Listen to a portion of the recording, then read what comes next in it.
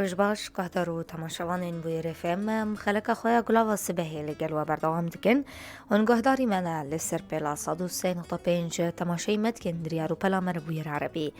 أما دست بشي خوي هف بيفيني دكن دي قلاوة السبهي ده من جارة ميا إيرو بيستو حفتي آدارية روجا جيهاني يا شانو لسرانسري جيهاني افروش دي بيروز کرد لروجاوای کردستان جی گلک جالاکی ببونه آوی روژه تین الدار خستن جبو امروش شانو یا کردی لروجاوای کردستانی بنرخینن جه المانیای نویسکاری کرد احمد اسماعیل دی بمربم نهاجی دری خطمی واتسابی لگل من روش باش بخیر هاتیه روز باش سرچاوا روز باش تره روز باش گوهدارین عزیز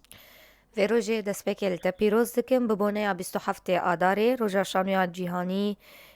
جبونا شانویا کردی هون چه دبیجن؟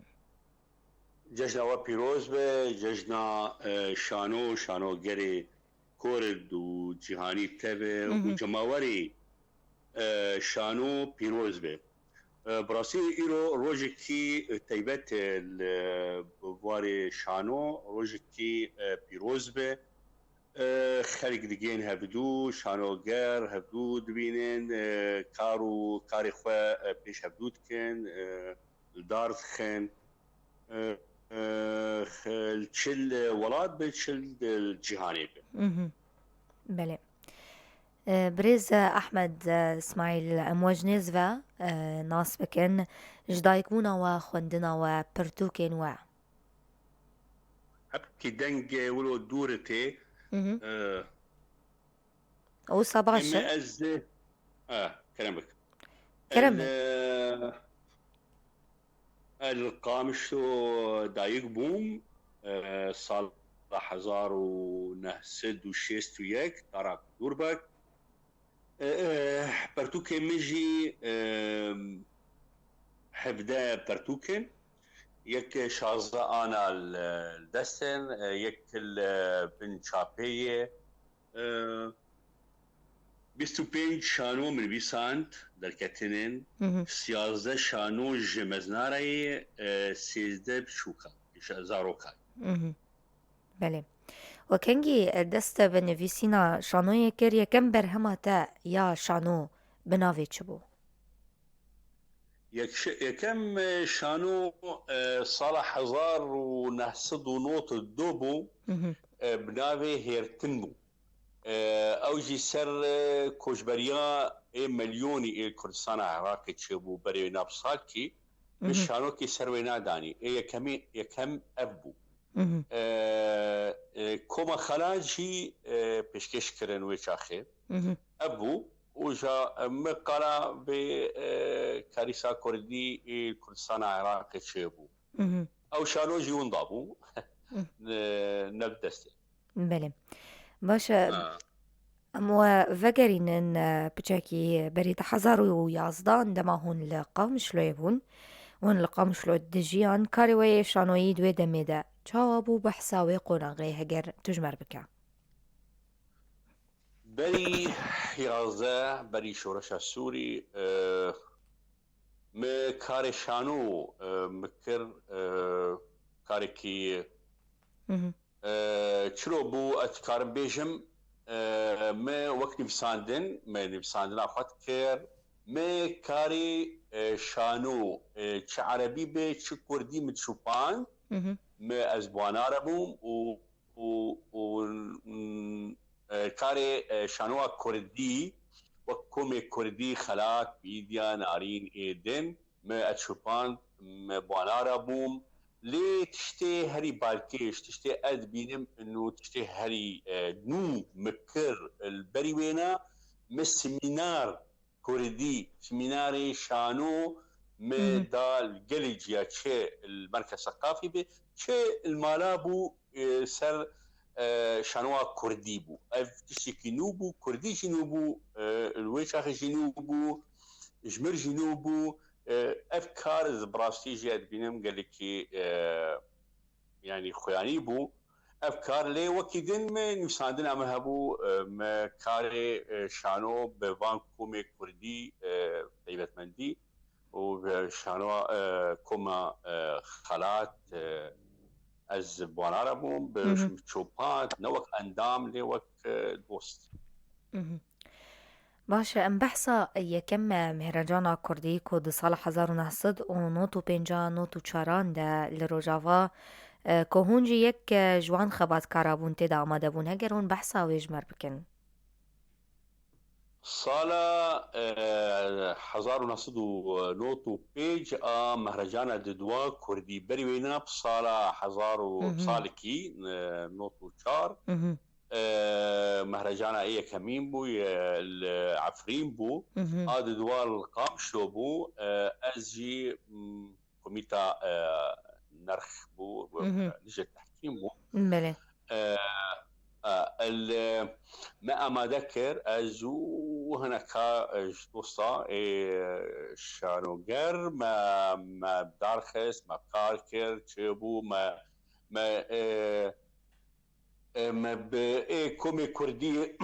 دربي قامش وجي بوالار اشتغلين مهرجان شن عرض تشيبون كومي كردي شانوخ بشكشكر وك نارين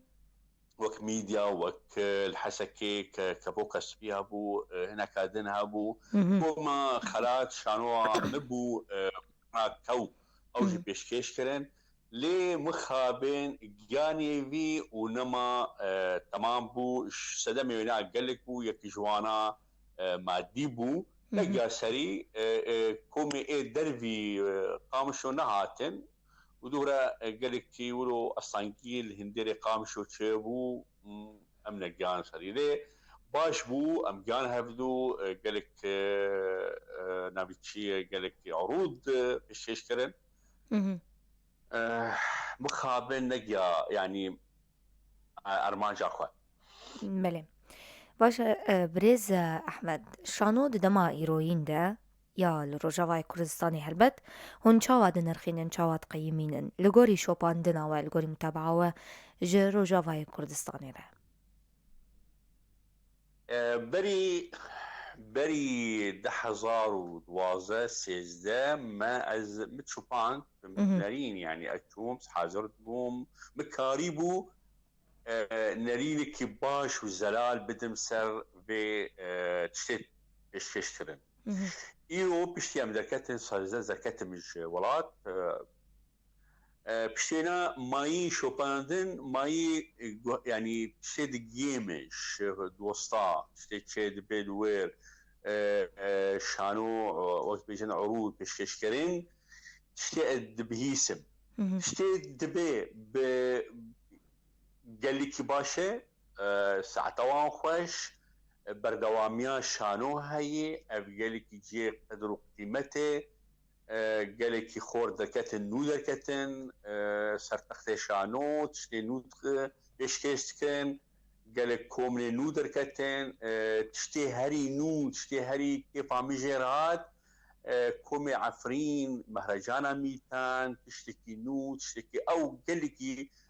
كاري وامت شوبان كاري مهرجانا ميتان العفرين قال لك باش بولي تشتكي الفر هي كار تشتي مدي تشتي جارنا من وقت بيجن بس مباشر زندي هي كرديا شانو ماي زمان تاني يعني شانو امي دورا كارم بيشتغلن فراه بكن سيرفي مجاري بله شانو وقتي ام بخازن بكن كردي نتي زمان دك كردي قال لك شرط مرجع ويناها ليك تشتي هري باش بردوامي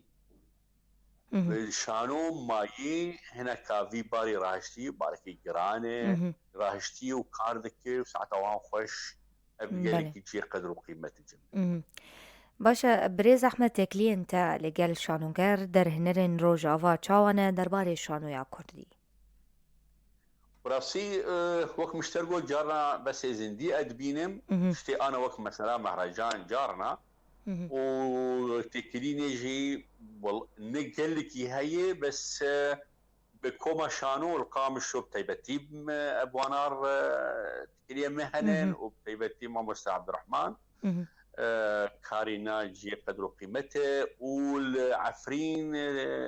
تكريا بتيبتي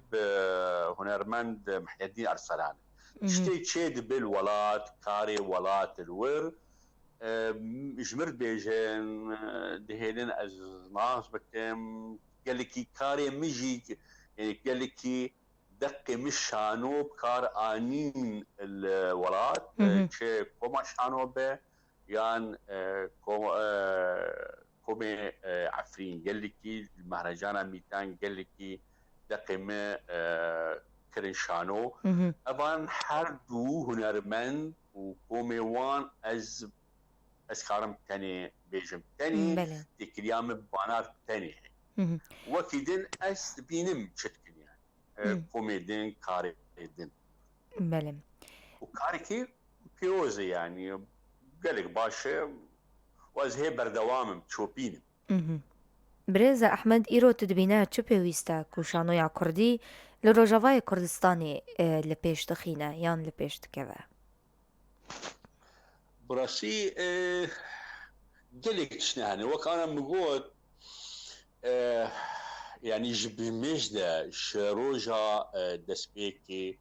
يعني دسبيكا شانو كردي صالح حشتي يقدو دسبيكي شانو بو كومي شانو كومي فلكلوري شانو بشتشكرن ويشاخي قالك تشنهنن مدقوب بلا شانو بمينن شلو بچاوا به شانو هبه وخلق شانو ناز بكن اف قالكي باشي جي قدر جي خلق بقريدان بشانو ترس هبو درفت نبو سلمني قالك هبون نهشت شانو دركذا خو ببينه خو آوا بك ببشانو ايرو نوك بري اري ايرو شر جنگ اصانجيه روشكي زحمت فقيرتي قال لك سدم هان ناهي شانو ببه او شانو او شرط مرجي شانو تشيبه لي درفتنا قلج تشيبو كار شانو دركبه سرتخت بازادي تشتي بك تشتكي الفرهي هي ام بنوي باندورا مزن يعني هي ام بن شانوا اي كمين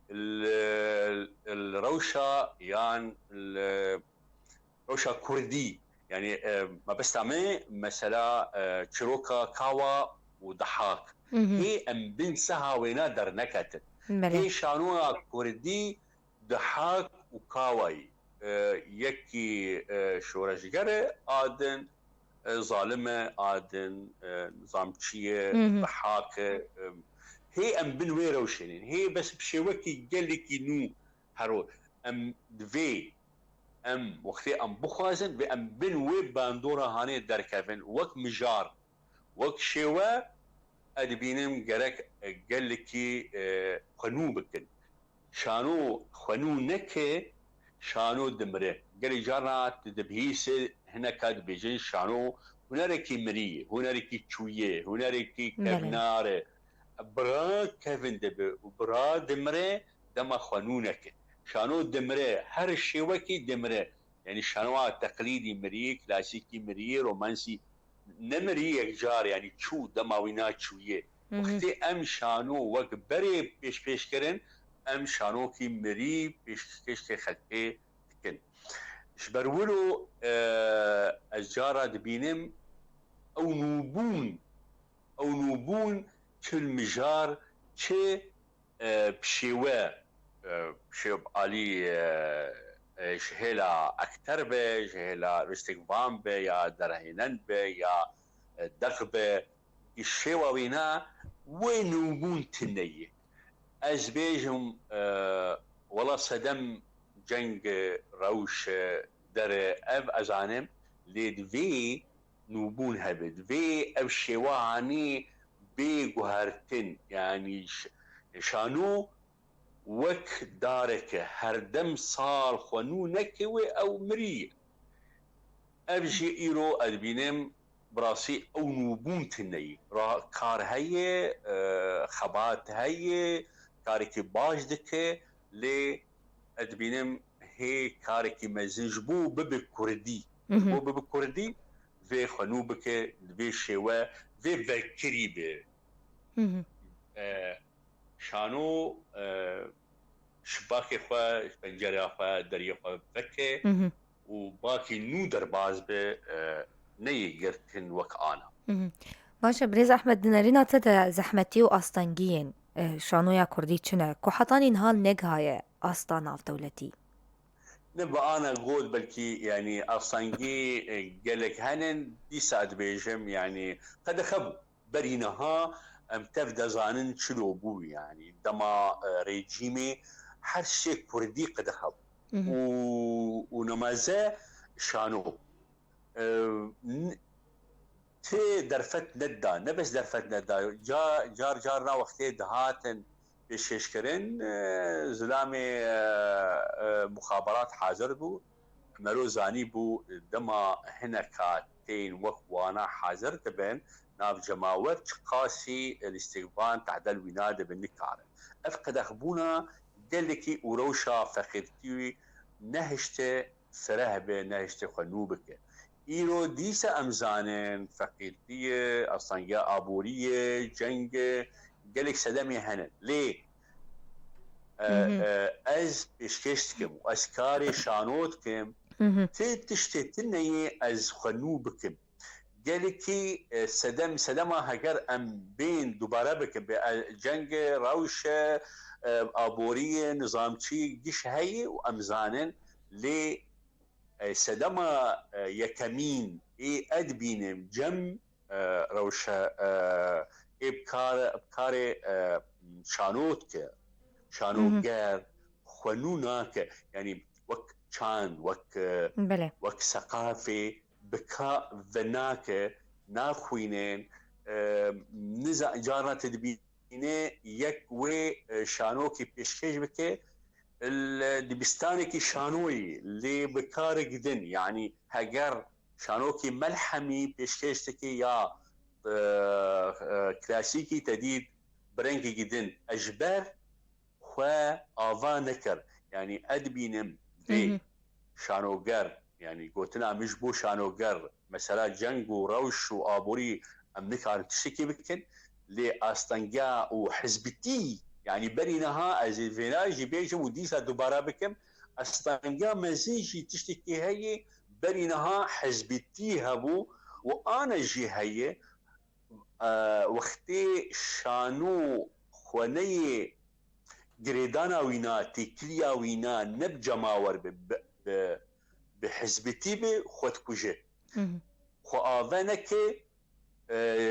پنجره خو دريه خو فنك سر کار شانو جیهانی یا کیجان آسی خود کجه شانوگر هگر خو آونه که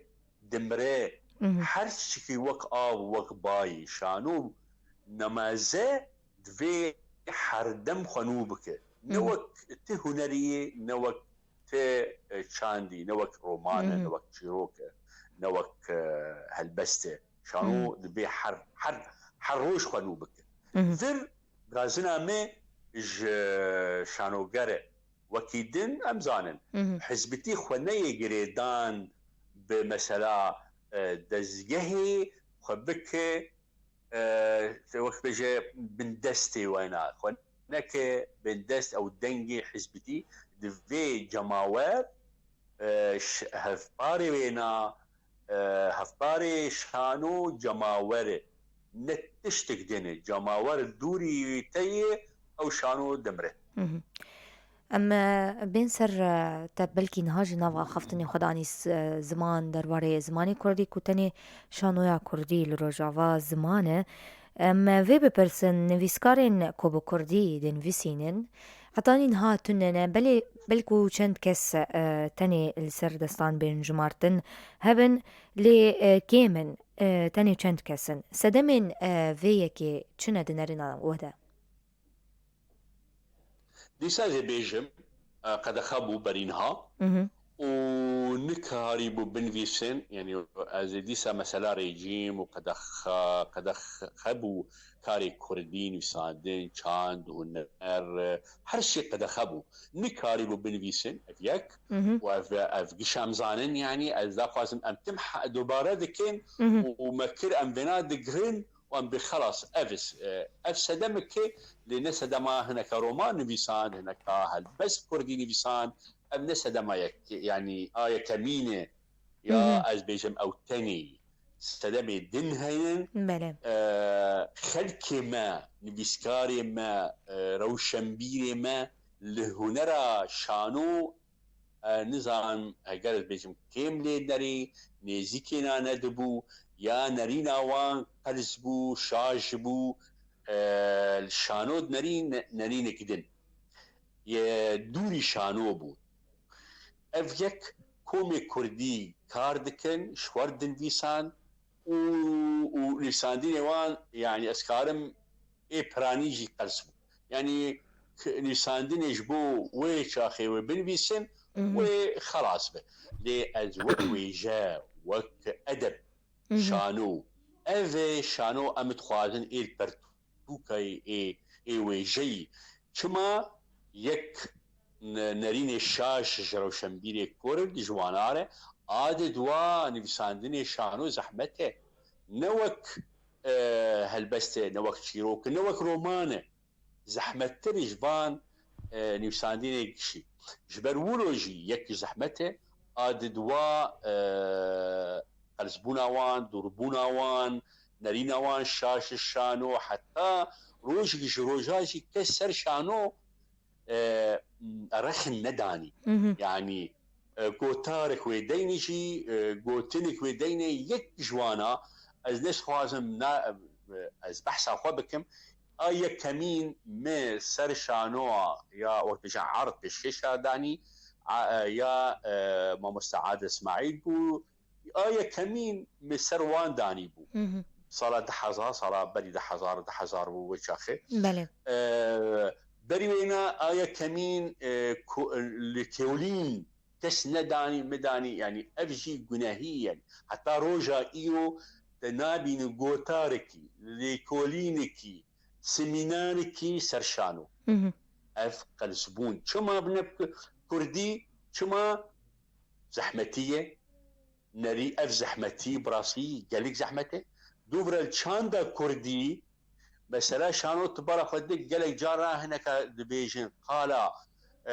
ويجي قال شاند قالت وبيجي رومان تشيروك هلبست ونيزيكي شانو ناب شبر شانو ندانين التابلوتا كردي يا الويني دوري ويناي دوري شعفه ابيجي براستيجي يعني مخابن نفسري خلكي شانو دما بحث الكودي هبه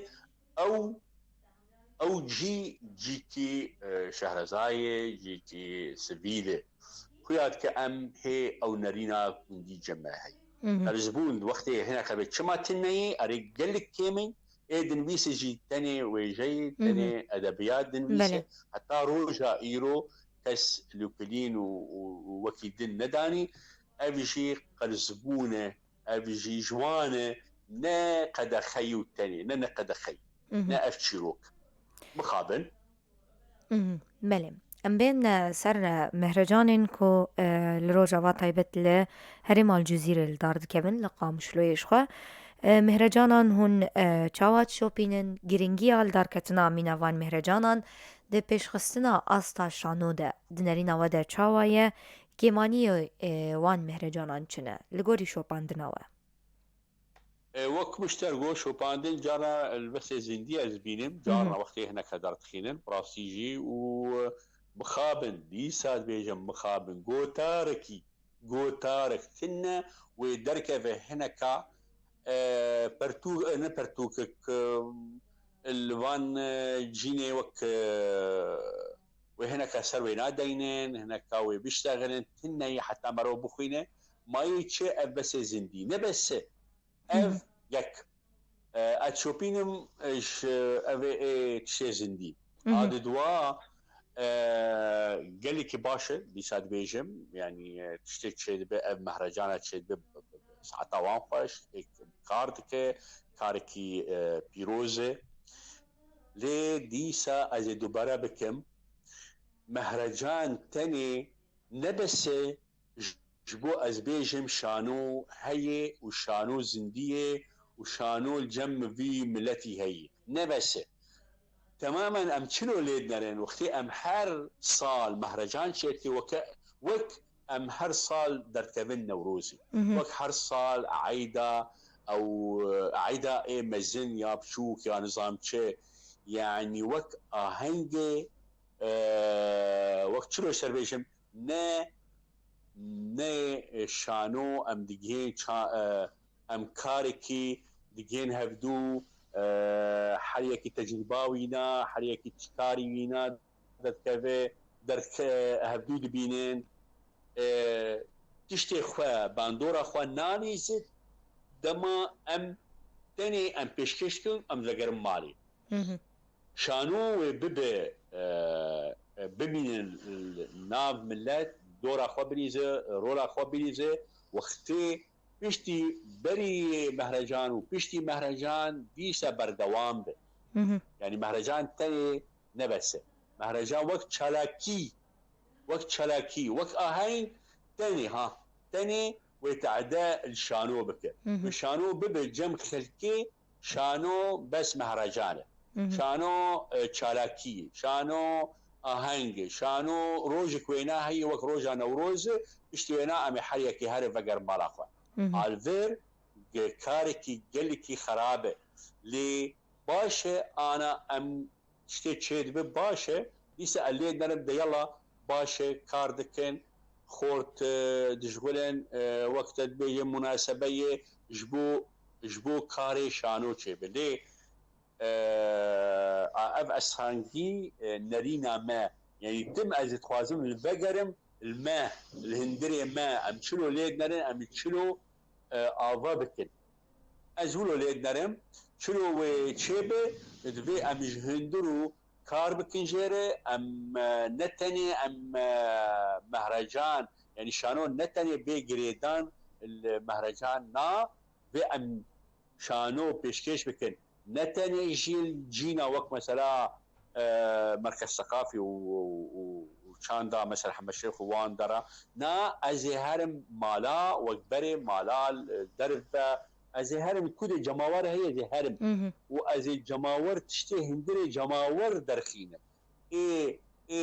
هستي وينا رامانا وينا درخينه وسر تخت شانو بله دنرينا ودا برز أحمد إسماعيل شانويا كردي دكارة چرولي بليزة دجواكا كردي دا تايبت دكارة گوهرتني چه بكا؟ وقتی شانو به وقتی بشانو كردي حتى ايرو ام نكارن يعني قوتنك شاشة وقتی من شانو كردي تنية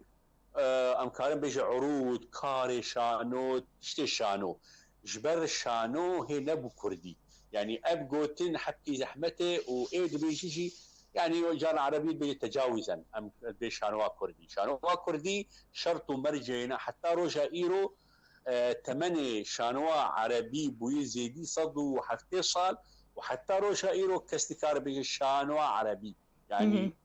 اجا اما ام هي قلسين قال لك ام نكارن بيقوتني بيجي ليه ام دبي شانو الناف كردا كارو رورا خبريزي وقت شانوبه وقت شرط مرج شانوبه وقت جلو برجي كردي الخوتر وقت نزيكي جماورة خبه وقت خنوبك وقت شانوبه بحر اويكي وينا وداك فناف خلكي وببه وقت ذاك في الجواد ببه وقت جارت بيجي عادت بله. يعني خلق بجريدان بشانو ويشاخي اتكارم بيجن شانو ورولا خبريزه جبو زاروكا وجبو مزنا وينا بجريدان يكشوانا ببعادتكي سيفيل اف قال لك باشا خلق درونين بري قشا قهدار دكي ام حتى روجا ايرو قهداري جمتني ام قشا بهبدور تشتغلين وكش قهداري كش هناك ام مثلا ديالوج ناف متني تدبينين ديالوج سياسي بتش ناف جواك تني ام شفر تشتغلين ام ناقل يجبر ديالوج شرط مرجينا قالك هنن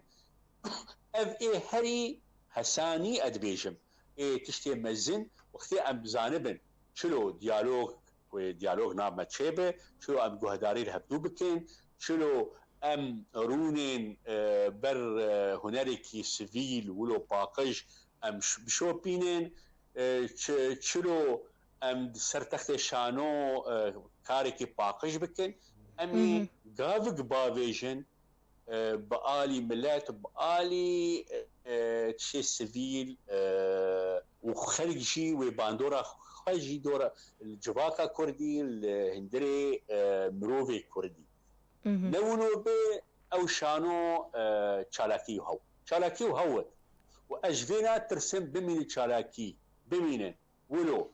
وخلق لي بنرن ولو جبر ولو خلق نيزيكينا نابد في نيزيكي خلقيبه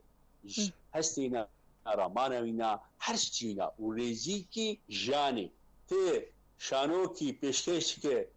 بحثا نظام شبكه كاوا حداد وفلان ويا ظالم ويا دوري خلقي خلقوا يبتبنره ويهره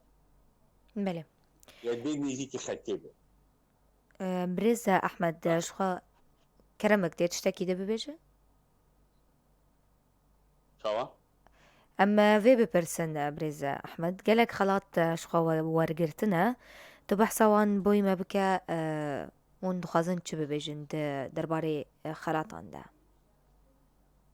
ما براسي زيدي خلاط كي من ورقر تشل هندري سوري بو تشل درفا درفا سي خلاطي مهبون هندرو السوري يا دزقها ما مستا كمين مساندو بري فان حرسيابو صلاح حزار وبرد حزار والله انا ما تبيرامه ايا كمين بو سرشانو كي زارو كابو يجي سر اسا حسكي بو لي هري الناس كي والجامعه بالبيسن جم خوا او يك جوانا رشط العاشق شيروك بول صار ده حزار آسا سيابو سر آسا عرب آدن شانو بو شانو زارو كالحقل المنيع بو يا أوجي آسا سيابو جائزة طفل العربي بو ده حزار وده أوجي يا كمين بو سر آسا عربا نافي شانو طار الحكيم لي براستيجي بيجي من مرو وقت جانت بيجي هم مجامله نولو هري خلاتا مزين وقتي دهات بيشكيش كرين الجلك ولاتا يعني مغرب وتونس وفلسطين وحتى كردستان وعراق خلاتا مزين بوجمره جلك وكردي كوما خلاتو ميديا يعني قالكي بشكشكرن جمره وإيرو المهرجان ميتان قالكي شانو جمر بشكشكرن وكوما شانو زيدي شانو كيجمر بشكشكرن خلاتا ما هي هري مزمو صار 10,000 خلات كرنا دكوم كومي كردي بون ميديا وخلات بون راسينا بجماوركي قالكي جمر جي قدر قيمته جمر خوش بو قالكي خلاتا مزمو خلاتا از شادبم از كيف عم جيتي السري من بروينا بلنده باشا شخوا بريزة أحمد اسماعيل تو بزماني عربي دنفسينا لطيبة منديك كردي دي تكستن تا زلالن كنجي أما يكم تكستاتا بزماني كردي بخوينن بري اف خون مو تاو دين بي براسيجي از وك انا تاغوت وك خصيا كردي شانو مؤدي الفيسم بزمانی خەلکێ ئینە کورد دەبێژن وەکتە گۆت خصوصیە کوردی تێدا هەیە بله هینەکە کرن يعني اللاذقية والحمص والدربة توسن شانوا كردي يعني شمدينو دما شمدينو دستري مهم. كرن نكرن توسن بك فلسطيني توسن بك لبناني توسن بك السوري در هنا جمرقو كرن من نكر اسكارم ج كردياوينا خلاص بكم جواز بكم فلسطيني دي بيرك ختيار وستاتي ونفسية شمدينو از بكم فلسطيني من كاريبو دنجي كرنا اف خصوصية كردي براستيجي از بيش عادم يعني كاري منه و هنا كاج مرد قوت انت ده بعربي بيجي محطة في المسرح السوري، محطة كردية، محطة المسرح، محطة أحمد إسماعيل. اف مكار كار خصوصية ليه؟ قال لك شانوه ما هات ورقراندن بالكردي شد صنع عراق قال لك كتاب برتوك دكتن والجمع روج آفاجي برتوك الكوفار البرس وآسول جنادن در كتم كردي ما از بنویسم براسي اجد خوازم خونا منه از بهيفيمم از جير كاردكم بس انا الوقت بينم هنا كادو ورقرينه كيف عم قالكتي بخصوصية قالكي شادبم خونا مي اس جير كاردكم انا وهجر عمر جمرما اجي بنويسم كمان دريش بم قالك سباس دداوية دا دخوازت چه ببيجه از سپاسیاوتکم گلکی سپاسیاتتکم سپاسیا بیوه قناتوا و سپاسیا گهداری وجدکم و از بندی شانوا کردی الولاد شانوا استخوازم ملت تخوازه او شانوا بلن و خورت ما كارم بكن هناك هنن قدي قدرة إمكانيات هنرمندن قالك كاركي بدوت كن لي أتخوازم هندري خوا درخينه وكار بينه از بندي ويرو جيمم وأتخوازم روجي بي روجنه أفجنج وأستانجيج ولات بيجي هره وآرامي وغره وخشي وهم هبدو بيروشكي ولو مهرجانك مزن قال لك بيورق همالين قال لك سپاس ساعت آخوش ببینید خوشیه ده نویسکار کرد احمد اسماعیل که جالمانیای درباره شانویا کردی ده مگنگشه لگل ویدکر ببینید ده ناف خیر و خوشیه ده گهدار و شاپینرین ما پشتی و ناف بره لبندی ما بین خلق خال گل و بردوام دکن